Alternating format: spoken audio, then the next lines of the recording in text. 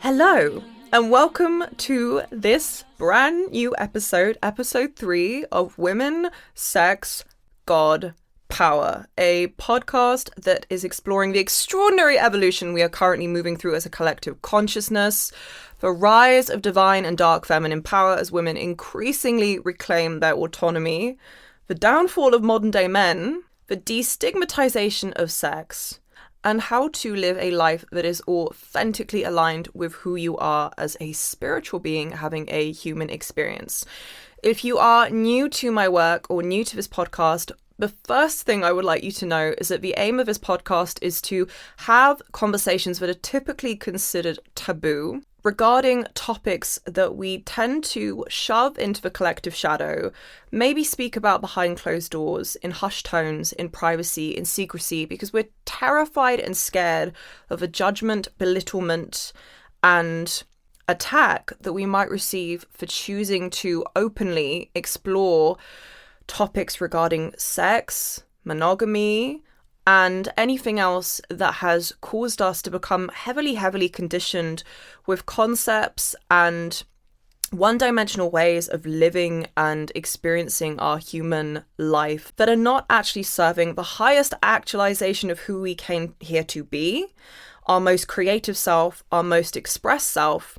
So my aim with these topics is to pull back a lot of the layering, a lot of the suffocation, a lot of the conditioning, a lot of the programming that we have been spoon-fed literally since the day we incarnated into this craziness that we call planet Earth, and to help you start deciding, or rather rewriting, your personal narrative of what it means to live a conscious human life, one in where you get to express the highest actualization of your creativity, of your sexual expression, of your personal, unique, individual expression, regardless of what closed-minded, narrow-minded people might say.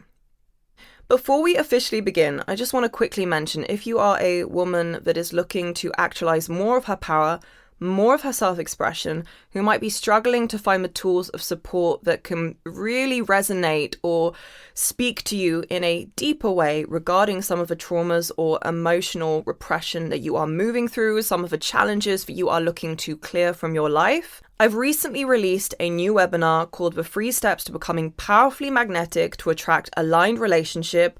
You can sign up to it for completely free. It's not going to be free forever, so I highly recommend that you sign up as soon as possible. You can visit the link in my Insta bio. You can also see the link in the description for this episode, and you can sign up there. Just a precaution, there is quite a bit of swearing and cursing in a lot of these episodes, as I like to unleash. So if you have little ones around, I would highly recommend that you wear headphones when listening or lower the volume. And by little ones, I mean the man that you are currently dating. So let's get straight in. Today's episode is called Men, the Good Girl, and the Whore. And this is a topic that a lot of people don't like to speak about because it really digs deep into the psychological, let's say, the fucked up psychological behaviors of men when it comes to their relationship choices and how those unconscious relationship choices impact women, hurt women who are perhaps not actualized enough or perhaps in touch with their intuitive intelligence to really understand the male psyche and why men make particular choices or choose particular women when they're going into relationship. So, if you are not familiar with the term the Madonna Whore Complex, I'm going to give you a description which I found on the Google. Why am I calling it the Google? Like, am I 80 years old? Yes, apparently. Okay, so the Madonna Whore Complex is a psychological complex often perpetuated by heterosexual cisgender males, which places women into 2 categories. The Madonna, a woman who is pure, virtuous, and nurturing, or a whore, a woman whom is deemed overly sexual, manipulating, and promiscuous. The dichotomy of the Madonna Whore Complex creates a rigidity that limits women's sexual expression, agency, and freedom by defining their sexuality into one of two categories. Freud originally coined the term to describe men in heterosexual relationships who no longer viewed their partners for whom they had romantic feelings as sexually attractive. It was Freud's theory that men with Madonna Whore Complex could not differentiate between their love for their mother and their love for their romantic partner. Men suffering from Madonna Whore Complex often can't view women's sexuality as loving and sexual. To cope with these feelings of anxiety, men compartmentalize their romantic love for women they deem to have the qualifications to be a wife and a mother, but have little to no sexual arousal, and devalue women they consider to be promiscuous, whom they sexually desire. In other words, men with Madonna Whore Complex can only become fully sexually aroused when reducing their partner to a sexualized object, degrading her in the process because the good girl, or the Madonna, can't be fully sexually desired.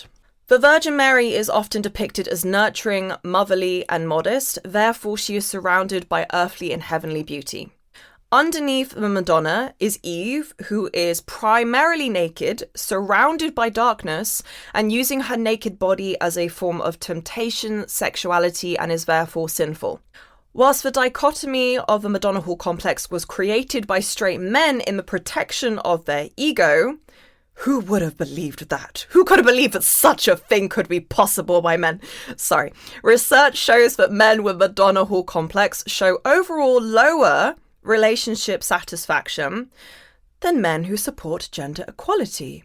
A study conducted on the power of feminism found that men's approval of feminism leads to healthier and more sexually satisfying relationships for both male and female partners. So, the Madonna Whore Complex and the choices, how this particular subject influences the choices that men make in relationships.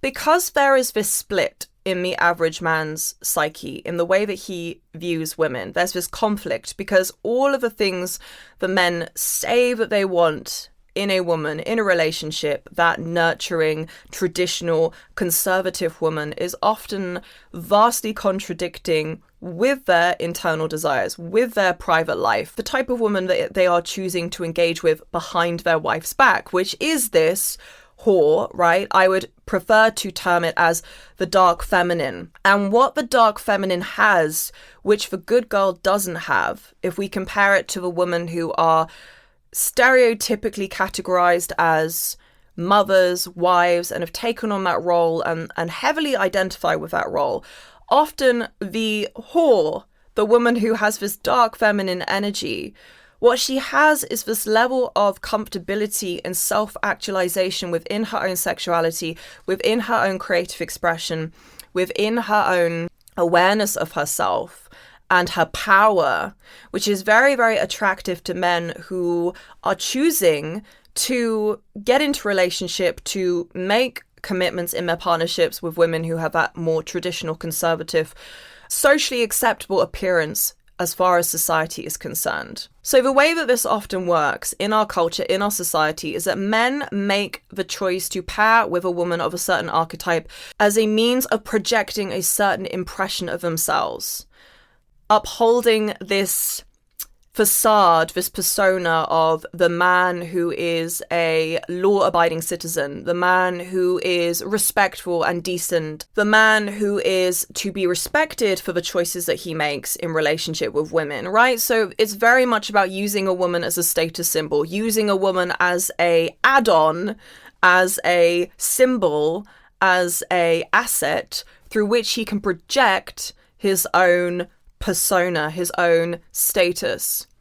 And it is in the choosing of the virgin, the good girl, the woman who he knows doesn't have this, let's say, crazy wilderness or sexual appetite or ability to actualize her creative reality, her creative inner world in a certain way and carry herself with a certain level of power. It is that particular woman, again, the whore, the dark feminine, who cannot be controlled, who will not yield to male autonomy, who will not be forced or pushed or categorized into this one-dimensional wife, mother, conservative woman who is this asset to a man's life. It is usually that woman that men hunger after the very most, behind their wife's back, behind their partner's back, because she has that wilderness that men seek to dominate, that men seek to control. But also, it's not just about seeking to control or dominate, right? It's not just about looking on at this rare specimen of a woman, this dark feminine wild woman, this rare specimen of a woman that no other man has been able to dominate or control. It's also because of the level of aliveness and power that that woman has, and how that activates men in a way that could be very, very illuminating for them in their relationship with their own self, could really help them face a lot of their own darkness and a lot of their own shadow and a lot of their own fucked up perceptions about the feminine, right? Because one of the things that the whore, the dark feminine, the self-actualized creative woman is here to do is to pull up and destroy and dismantle any of the conditioning, any of the limitations, one-dimensional constructs that we've created in society around men, around women, around the feminine, around the masculine, so that we begin to have a wider and more open-minded perspective of our own expression, of what it means to be embodied in a feminine body, of what it means to be embodied in a masculine body.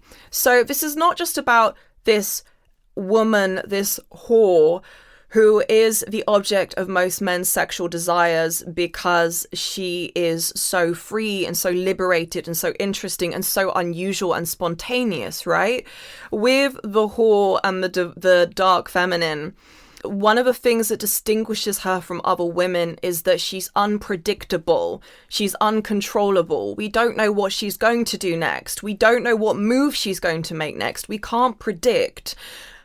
Again, this is about control because most men, they want to be in a position of power and above. They want to put themselves above the women that they're with.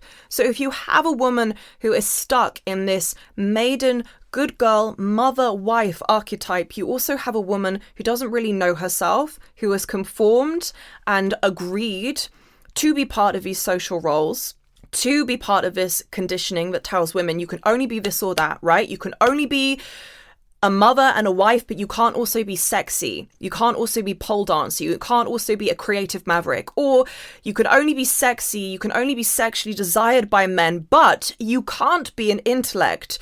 You can't be anything other than a beautiful object and fantasy that men get to make up and portray and play with in their own psyche. At the moment you, as a sexually desirable woman, demonstrates that she has a personality and she has this rich inner world, that doesn't work for the male psyche. That doesn't work for the male psyche that has to compartmentalize. You can only be this type of woman, you can only be that type of woman, you can't be both. So when we are looking at this subject, men, the good girl, and the whore, my focus is not so much on the psychological disorder that men have in the way that they categorize women, in the way that they choose wives who are very easy to control and very submissive and very subservient and hunger for the sexually desirable dark feminine woman behind their wife's back. My focus is not so much on that topic in this episode. My focus is on how getting stuck in this good girl archetype is impacting a woman's development, is impacting her ability to self-actualize, to know herself, to come into her power. So women are socialized into believing that in order to have love, in order to be lovable, they must be virtuous, they must be good, they must be innocent, they must be pure. And you'll often hear men say things like men or the masculine are very attracted to women that have this innocence about them. Yes, again, because a woman who is innocent is a woman who is unknowing of the deceptive tactics, manipulation tactics that men use. So it's not really her innocence that he's attracted to. It's the fact that she's easy to manipulate. It's the fact that she's easy to dominate. And he knows that. Hence why there is this attraction to her innocence. Also, because women who have that innocence are often They have the polar opposite energy of what a lot of these sexually corrupt men are struggling with. So they seek out innocent women in order to somewhat restore and rebalance a lot of their own inner sexual corruption. But that doesn't happen. That's not how it goes. If you are a man that has compartmentalized women into different categories, I am going to choose to be with a wife or partner with a woman who is in that good girl consciousness, who is easy to control, who is low maintenance, who doesn't have high expectations for her life. And I'm going to secretly hunger after the woman that is near to impossible to control, who is sexually desired by large quantities of men. If you as a man are in that psychological state, it doesn't matter how many women, good girl women, you pair with. It doesn't matter how long you spend in the company of this woman who has this virtue to her and this goodness and this innocence and this purity. You will always remain corrupt in your psyche until you have excavated and examined the shadow within yourself that is causing you to create that split in women can only be this way or the other way, but they cannot be both and all things. They cannot be a multi-dimensional, creatively self-actualized, highly sexually expressed woman who is also a great mother, who is also a loyal wife, right? They can't be all of those things. So I, as a man, have to choose to be with a woman who is innocent and good-natured and low maintenance and easy to manipulate and control, easy to influence, easy to dominate, and whom also acts as a status symbol through which I can project the person that I want society and culture to view me as being. Because as a man, I don't want to walk out of a house next to a woman who is gaining a lot of attention, who is very, very sought after by multiple men, right? So as a man, I'm going to choose the woman who doesn't stand out so much, who will sit at home and take care of my children and run circles around me whilst I go off and fucking cheat behind her back because I'm bored in the relationship and she can't sexually satisfy me, and she is only here to fulfill a variety of my needs, taking care of children, taking care of home, fulfilling those traditional conservative roles as a woman. But in the meantime, I'm going to go behind her back and seek out that whore, that dark feminine woman who is the total radical opposite of everything that I am presenting or pretending to like in a woman as far as my relationship choices are concerned. This is how this hurts women. I digressed. I'm going to come back to my original point. So women are socialized into believing they have to be good, virtuous, and pure in order to be lovable, in order to be socially acceptable, in order to be respected in the eyes of society, in the eyes of men. The good girl, the woman who chooses to remain in those conventional roles of mother and wife or partner and revolves her whole life very much so around finding a man, finding a relationship, falling in love, this fantasy, this feminine fantasy, right, that women have been fed, that's going to be the source of her, that's going to be the greatest source of her fulfillment and happiness, becoming a mother, becoming a wife, sacrificing and giving over part of her identity in order to get that relationship. For women who stay in this good girl consciousness, they never fully develop into their womanhood. They never give themselves the opportunity, or rather society and culture and the men in their lives never give them the opportunity to fully explore the depth and multidimensionality and multifaceted landscape of their inner world, which would allow them to come into their power, that would allow them to become comfortable with their sexuality. And there is actually no such thing as a one-dimensional woman. There is no such thing as a woman who is just this or that. There are women who have chosen to take on certain roles, certain socially accepted personas, again, to belong, to be accepted, to find their place in the world.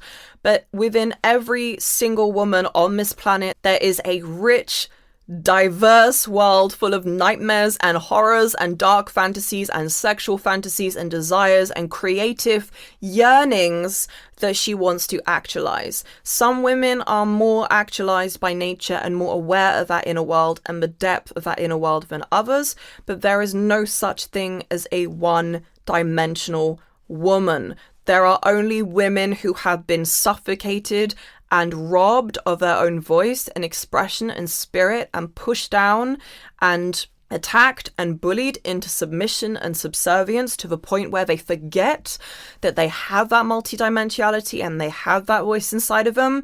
And then there are women who have managed to break free from it, managed to reclaim what makes them uniquely themselves, managed to create a life that is for their own fulfillment, their own pleasure, their own divine purpose, and has nothing to do with needing to belong to a certain community or be claimed by a certain man, respected by a certain man, accepted by a certain man.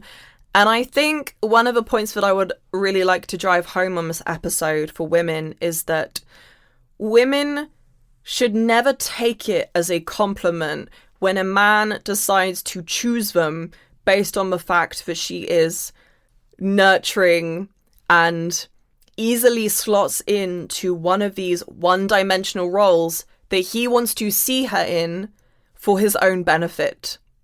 Women need to become extremely discerning as to why a man is making the choice to date or to commit to her, because a lot of women in this masculine feminine dating era, a lot of dating coaches have made it seem that if a man is choosing to commit to you, then that's the greatest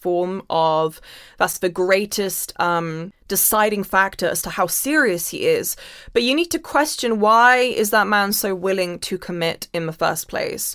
Is he seeing you as a benefit? Is he seeing you as a status symbol? Is he seeing you as someone that is going to bring comfort and ease to his life versus him being the one that's bringing comfort and ease to your life? A lot of women take it as a compliment that men are perceiving them as this woman who is good and virtuous and pure, but the way that he is translating you through the lens of a Madonna Whore Complex, which pretty much every man on the planet is stuck in, right? Almost every single man is stuck in the Madonna Whore Complex, psychological illness that prevents them from recognizing a woman can be all and everything. If he is perceiving you through that lens, then you better best believe that the choices that he's making in terms of commitment in his relationship with you are based on the fact that you are benefiting his status. You are benefiting his growth and his evolution. What are you getting from that? What are you getting? Is the relationship benefiting your growth? Is it helping you and allowing you to discover more of your potential and your power and your freedom of expression? Is it helping you feel like you are becoming more of yourself? Are you expanding in this relationship, or are you contracting? Are you discovering parts of your expression and your creative aliveness and your potential that you weren't able to tap into, were not dimensions that you were able to open up within your psyche when you were outside a relationship? Or are you finding that you are increasingly becoming cemented and stuck and defined, your identity defined within these one-dimensional, very narrow, feminine oppressing roles that are not serving your evolution? So this is something that women, and particularly women who are still healing their people-pleasing tendencies, who are still searching for belonging, who are still choosing the love of a man and the love of others over loving themselves. This is very important for women who are still stuck in that dynamic to question, how are these relationships, and not just romantic relationships, how are my friendship choices, how are the groups that I have integrated into, how is this supporting my self-actualization, my growth, my discovering of my potential? Do I feel more abundant? Do I feel like I'm being stretched and opened and challenged, right?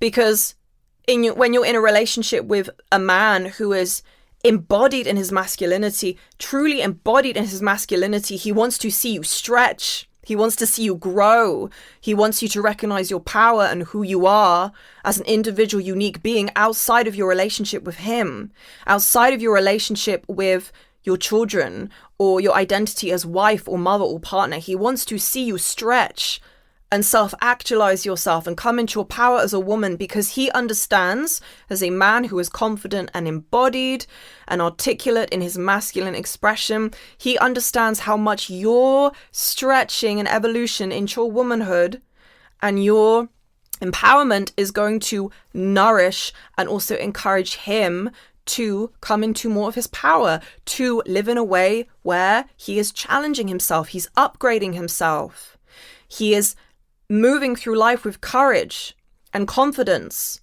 and awareness of how much more is available to him, right? Men who are truly embodied in their masculinity and are confident in themselves, this is something that they naturally understand. Men who are insecure, who are afraid of other men looking at you, when you are being more self-expressed, when you are dressing in a certain way, in a way that's colorful and draws attention to yourself, when you are choosing to make decisions and choices that nourish and encourage your evolution, men who are insecure are going to try and shut that down. They're going to want to put you back in those narrow, one-dimensional boxes. And also these men particularly will always say things like, no, I'm just protecting you. It's my job as a man to protect you from the bad things people are going to say about you, from their judgments, from their criticism. That's all fucking bullshit. That's all fucking bullshit. That is always the number one manipulation tactic that these men use. I'm trying to protect you from other people's criticism. A man who wants to see you grow and wants to see you evolve is not fucking concerned about what other people are saying or thinking about you. And I don't care what culture you come from. This applies to Egyptians as well. I'm saying this as an Egyptian woman. I don't fucking care what culture you come from. I don't care how many times people are talking about you or gossiping behind your back. A man who is confident, self-expressed and self-actualized in his expression and knows who he is and wants you to be your true self is never going to use these manipulation tactics. He doesn't care what other people think about you. What he cares about is that you get to be your true self, because he understands and cares about your happiness. He understands that you getting to explore these other dimensions of yourself as a woman is going to open you up to more of your power. And that's only going to benefit and feed both of you. So men who are obsessed with the dark feminine archetype of woman, the woman who is sexually expressed, who has an aura of mystery to her, who has an aura of darkness, is very comfortable dancing with her shadow, dancing with the unknown, dancing with the unconscious aspects of our human psyche. Men are simultaneously fascinated by this woman, they can't stop watching her, and they also despise her. They despise her because they despise themselves. They despise themselves for being attracted to an archetype of woman that their culture and their religious programming and their values and morals have told them they are not allowed to be attracted to. So the dark feminine archetype of woman was often branded witch in medieval era and after that, beyond that.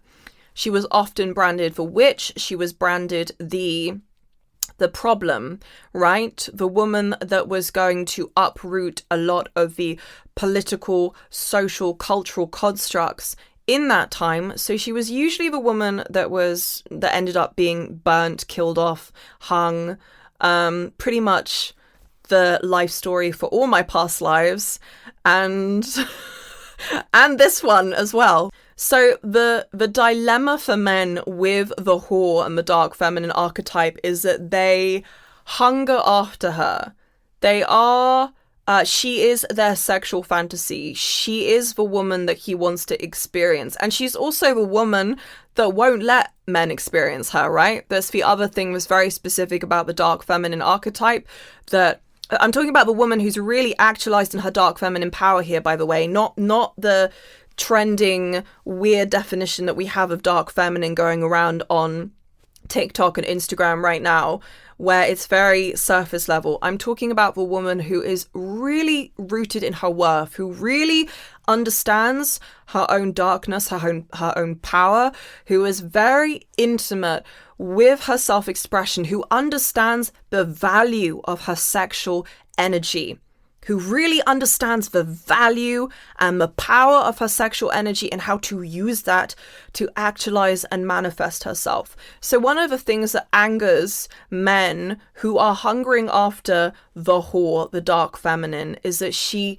won't let them experience her. Right? You can't get close to her. She is the hardest woman to please. She is the hardest woman to get close to. So the only choice for a lot of these men is to get stuck with a woman who is wanting to be accepted, wanting to find belonging, who is in this good girl state of consciousness that is underdeveloped, that is quite naive, that is quite unaware of the level of deception that runs through the male psyche, and doesn't have a good grasp of why men make the choices that they make, right? Who sees her husband, her partner, as this loving, doting, loyal human being, the same man who is switching up identities and personalities when nighttime comes around like a werewolf, and seeking out the woman that can excite him and activate him and elevate him sexually, and also just awaken his aliveness, which is what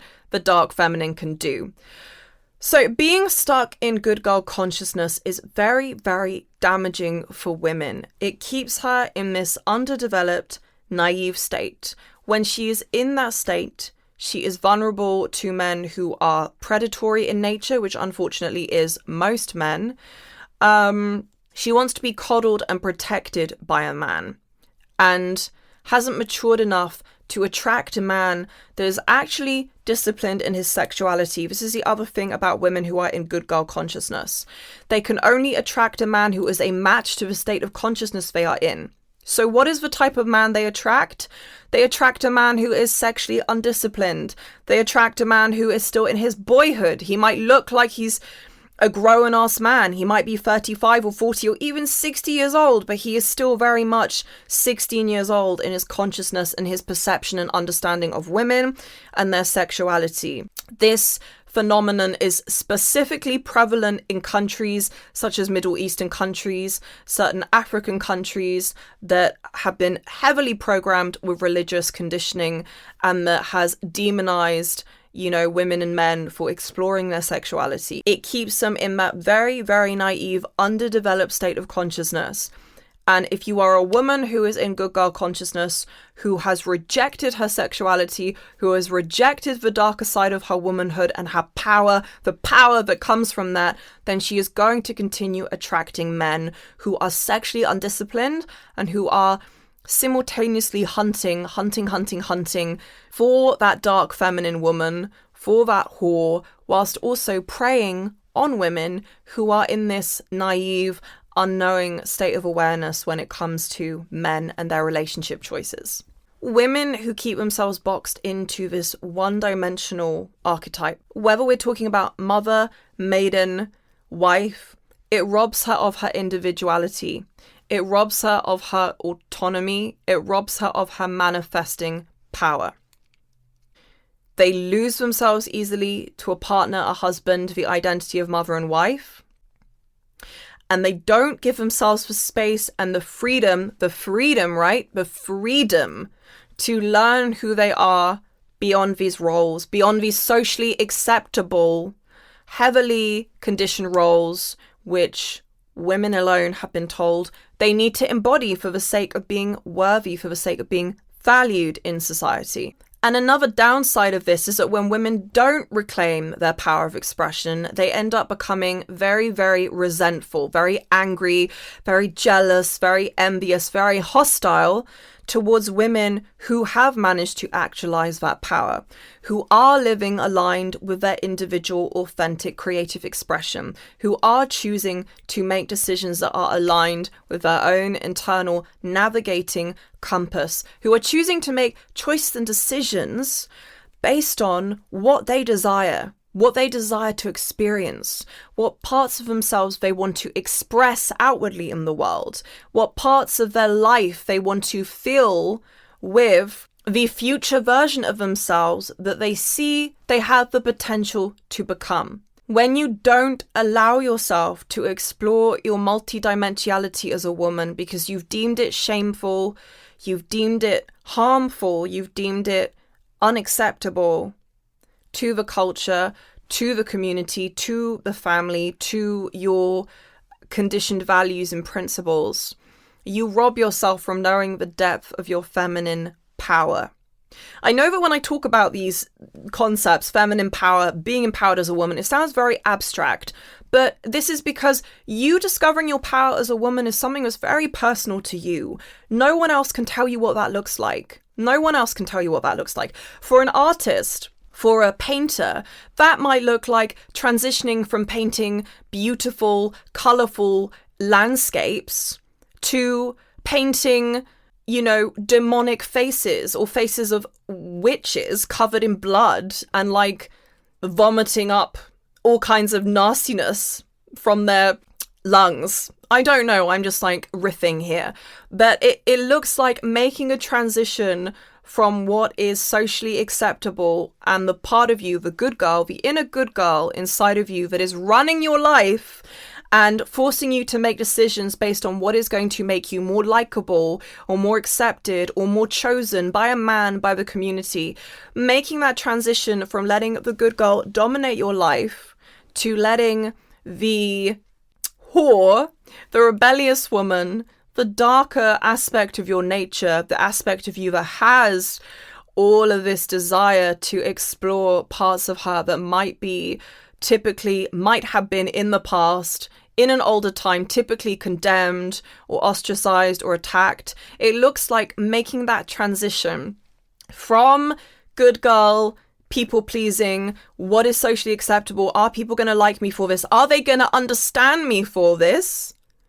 Moving from that state of awareness and state of consciousness and making decisions based on what you think is going to be acceptable to others, and flipping the switch, doing a 180, coming into your power as a woman where you make decisions based on what you desire to actualize in yourself, what you desire to write about, speak about, how you desire to dress, how you would like your ideal partnership to look like.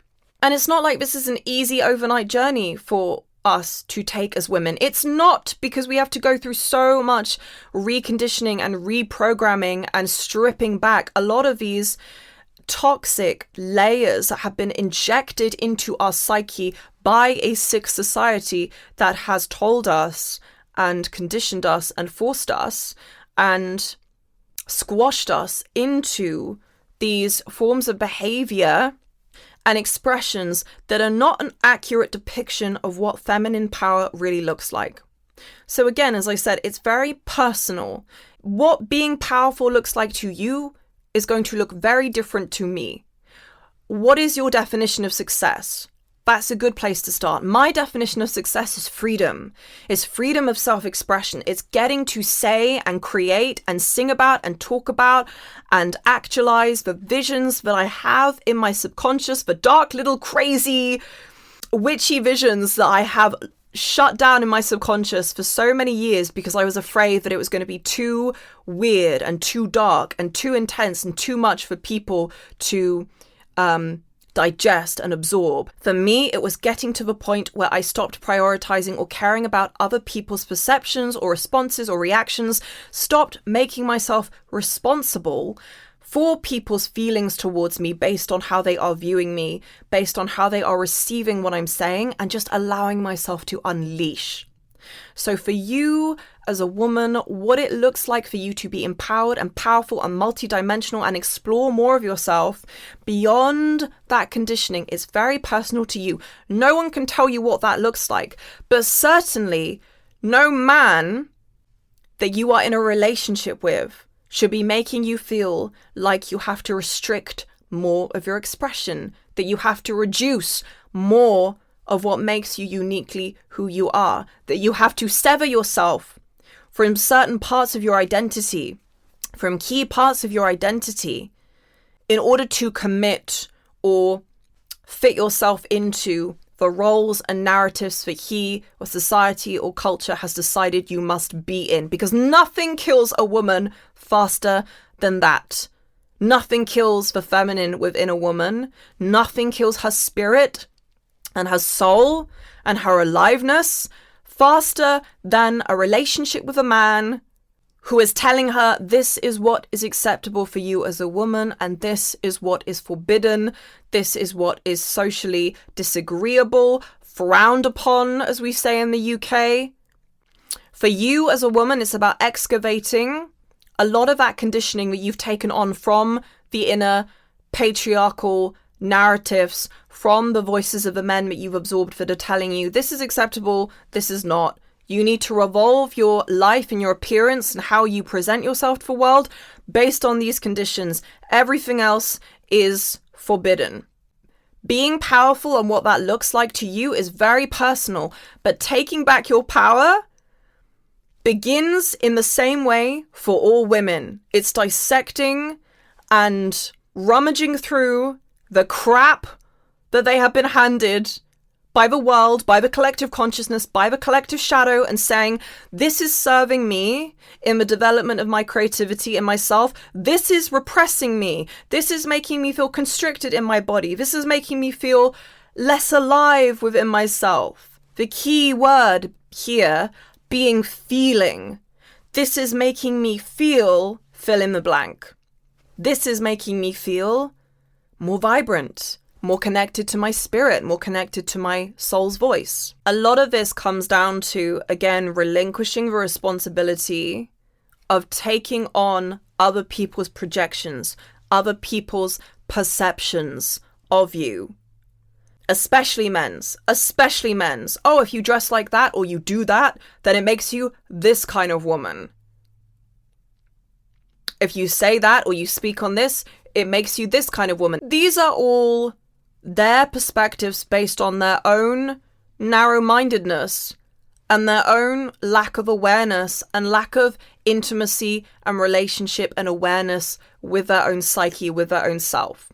Anything that a man has not excavated within his subconscious, that has not worked to heal within his subconscious, within his shadow, is going to be projected onto women. And the women who are usually taking the brunt and the majority of that projection are the women who are the whore, who are the embodiment of this dark, feminine, creatively actualized, sexually expressed, self-expressed woman. By the way, I'm going to keep saying over and over and over and over again on these episodes that sexual energy is the same as creative energy. So how do you expect to actualize or manifest anything in your reality as a woman or as a man if you have repressed your sexual energy, if you have demonized your sexual energy, if you have compartmentalized it as being only acceptable to express or show in the bedroom?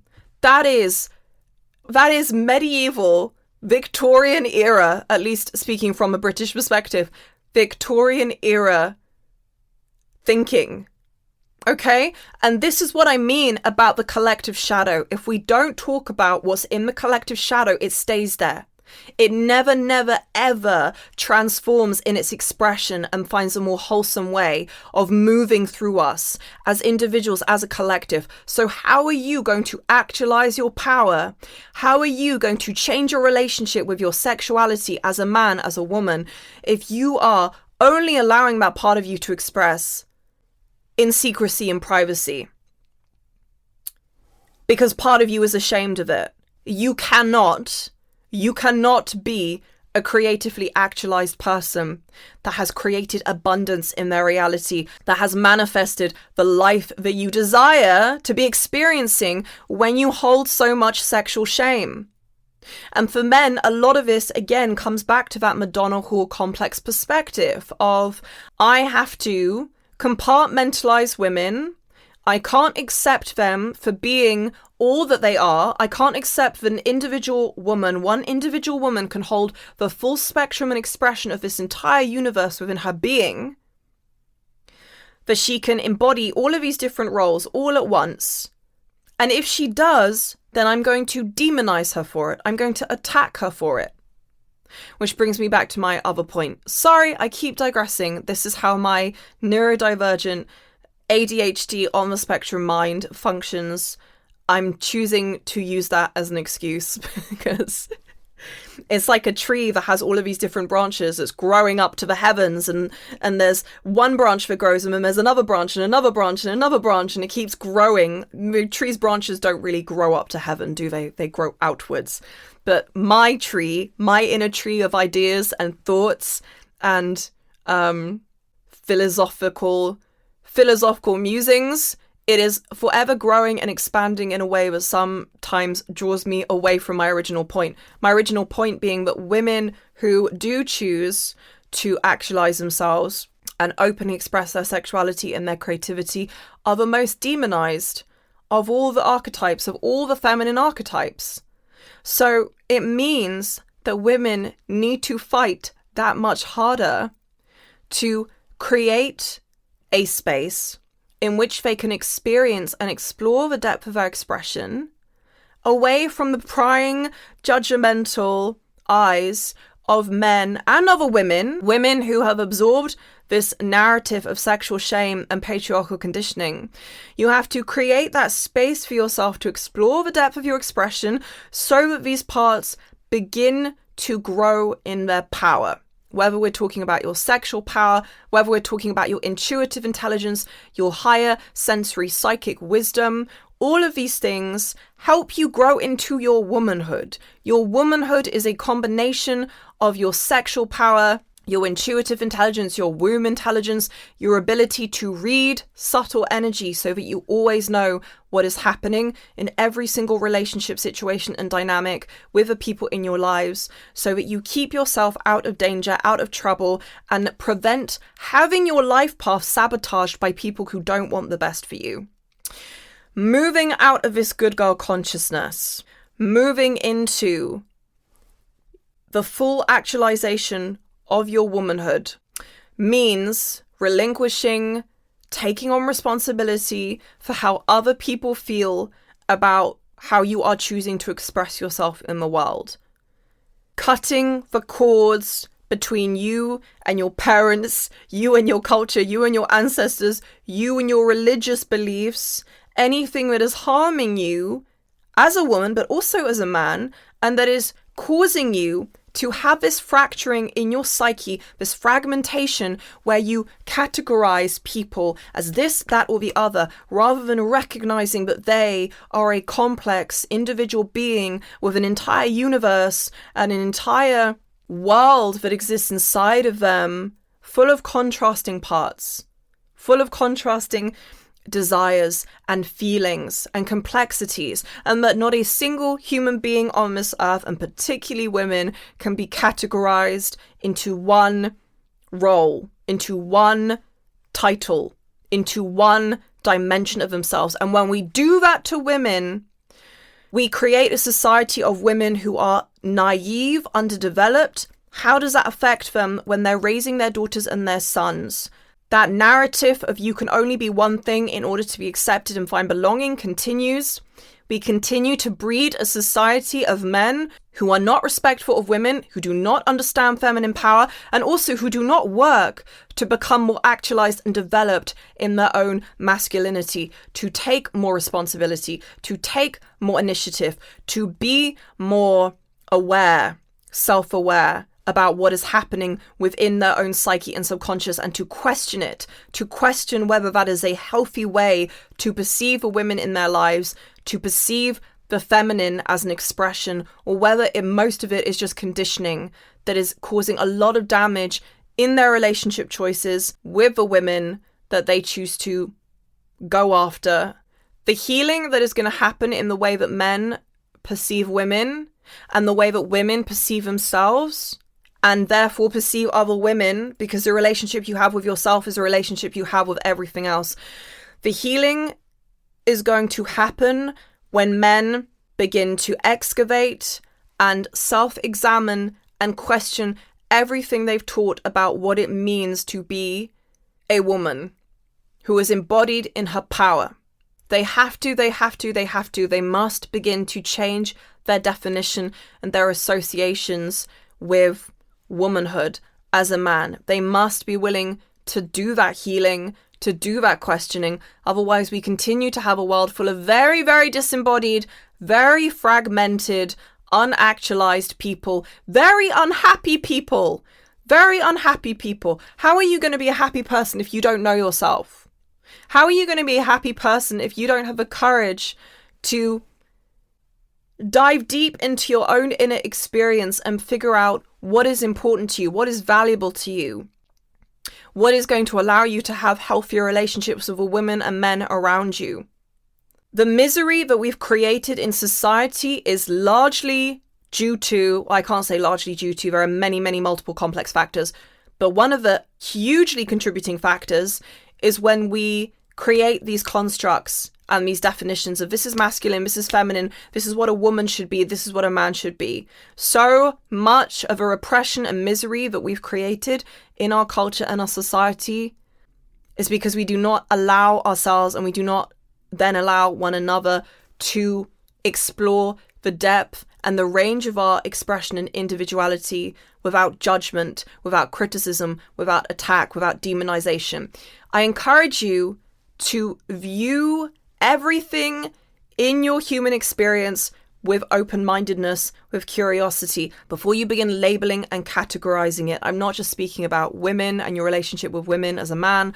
I'm speaking about everything in your reality before you begin to imprint people, your experiences through the lens of judgment, through the lens of your conditioning. Keep an open mind. Choose to be open to a different perspective. Choose to challenge yourself. Choose to accept that you might be wrong, that you probably are. And remember that the universe, the divine powers that be, that orchestrated and created our existence, is not judging us. That's all a Christian, biblical, religious ideal created by men. From the universe's perspective, there is no judgment. There's no right or wrong even. There just is. So try to start perceiving everything through the lens of higher consciousness, through the lens of your higher self. I invite yourself to also do that with your own inner experience. Have a relationship of total non-judgment with yourself, with the women and men in your life, and see how much you begin to grow as a consequence. I rambled so much in this episode, so I'm definitely going to finish now. If you are enjoying these episodes, if you're finding them stimulating and educational and interesting, please make sure that you head over to my Spotify profile and click the follow button, as once I reach 100 followers on Spotify, I can launch a private community only for subscribers where we get to speak about more explicit topics that I would not be comfortable speaking about publicly. Thank you so much for listening. Please share this conversation with a woman or man who might need to hear it, and I will see you next time. Bye!